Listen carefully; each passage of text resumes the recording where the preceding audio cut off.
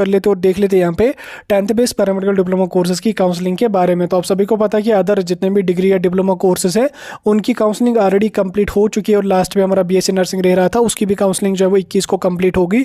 कुछ दिन पहले मैंने वीडियो डाल के आपको बोला था कि नवंबर की लास्ट वीक में आपकी काउंसलिंग स्टार्ट हो जाएगी। तो सेम एज इट इज़ यहाँ पे आपकी नवंबर की लास्ट वीक से आपकी काउंसलिंग स्टार्ट हो रही है, और आज यहाँ पे नोट्स भी आ चुके हैं, और उसके साथ साथ आपकी जो फाइनल मेरिट लिस्ट है वो भी यहाँ पे आ चुकी है।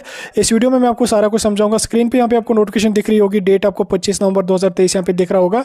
तो काउंसलिंग पे जो आपकी प्रोसेस है वो यहाँ पे आपको फिजिकल मोड में रहने वाली है, जैसे मैंने आपको पहले बोल के रखा था।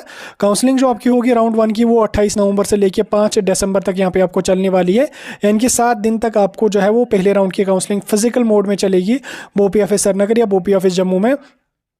अब 7 दिन तक चलेगी, हर दिन 600 कैंडिडेट्स को काउंसलिंग के लिए बुलाया जाएगा। 28 नवंबर यानी कि ट्यूसडे को रैंक 1 से लेकर रैंक 600 तक के कैंडिडेट जो है उनको बोपी ऑफिस जाना है। अब रैंक कैसे चेक करनी है वो भी मैं आपको अभी बताऊंगा, लेकिन उससे पहले आप ये पहला शेड्यूल जो है वो थोड़ा सा समझ लीजिए।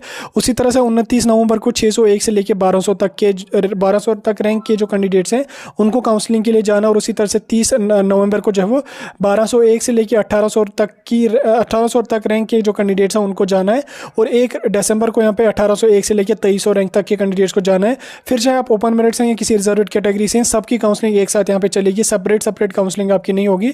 आपको फिजिकली रिपोर्ट करना है बोपी ऑफिस श्रीनगर या बोपी ऑफिस जम्मू, 8:30 से लेकर 10 बजे तक आपको वहाँ पे जाना है।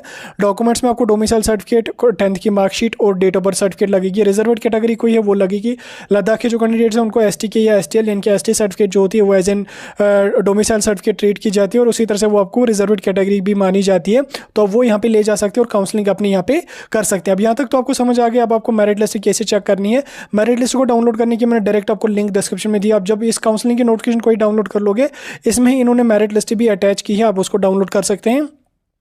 लिंक जो है वो मैंने डायरेक्ट डिस्क्रिप्शन में दी हुई है। जब आप डाउनलोड करोगे थोड़ा नीचे स्क्रॉल डाउन करोगे, यहाँ पे आपको जो है application number, name, gender, category, सब कैटेगरी, परसेंटेज 10th की कितनी है, और ये वाला आपको चेक करना है। यहाँ से ये आपकी रैंक है, रैंक 1 2 3 4 5 6, ये जो आपको दिख रहा है राइट साइड में, ये आपकी रैंक रहेगी। ये आपको चेक करना क्या आपको यहाँ पे आ रहा है। आप सर्च भी इसमें कर सकते हैं अपना एप्लीकेशन नंबर या अपना नाम, उसके अकॉर्डिंग यहाँ पे देख सकते हैं आप रैंक वगैरह, और कैटेगरी अपनी भी यहाँ पे देख सकते हैं आप क्या कैटेगरी आपकी है, और जो आपकी 10th के मार्क्स हैं वो कितनी है, और उसके साथ साथ सबसे इंपॉर्टेंट इसमें आपकी रैंक होती है वो कितनी है, ये आपको चेक कर लेना। इसी के अकॉर्डिंग आपको जो है वो ये वाला जो यहाँ पे आपको काउंसलिंग का शेड्यूल दिया है, इस शेड्यूल के अकॉर्डिंग आपको काउंसलिंग में फिर जो है वो पार्टिसिपेट करना है। तो लिंक डिस्क्रिप्शन में मैंने दी हुई है, काउंसलिंग शेड्यूल भी उसी में है, और उसके साथ साथ आपका जो मेरिट लिस्ट है उसका भी PDF उसी के साथ अटैच है।